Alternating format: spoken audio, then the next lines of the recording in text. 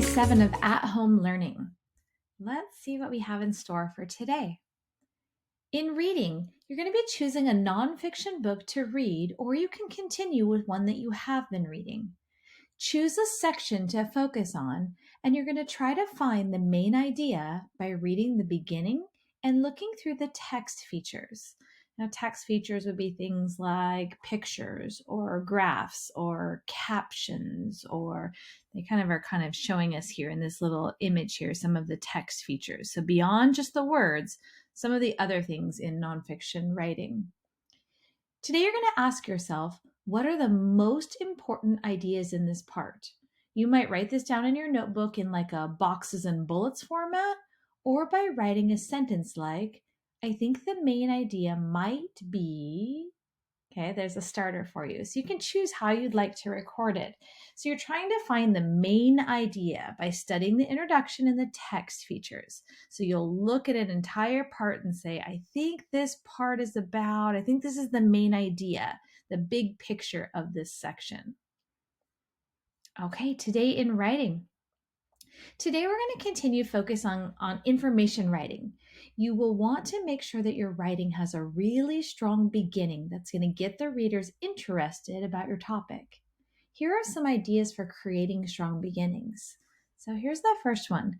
One thing you can do is to paint a picture in your reader's mind. So you could start off with such detail, like literally every little thing, the color and the smell and the taste and the texture and right? You've got so much detail, I can picture it in my mind. You could begin with just an amazing fun fact, like, did you know elephants, right? And you go on to tell us some amazing fact about elephants, that's something that the average person wouldn't necessarily know. Another option here is that you can ask and then go ahead and answer a question. So you could come up with some great question. How many feet tall is an elephant, right? And then you would go about to give me the answer and then give me more information about elephants after that. So those are some really good ways to grab our attention right at the very beginning. And good authors do that. Good authors have such an interesting beginning that you grab my attention and I want to read the rest of your book or your story. So the advice for today is have a beginning that the writer really tried to make special. Today in math, we are going to complete 1 or 2 lessons in Dreambox, and then we're going to take a look at today's problem. So, how many pencils are there in each set? So I'm going to let you know that a set would be 40 pencils. So what if you had 10 sets? How many pencils would that be? What if you had 100 sets of 40 pencils? How many pencils would that be? What if you had 1,000 sets of 40 pencils? How many pencils would that be? Now, beyond just the answers, here's the real math thinking.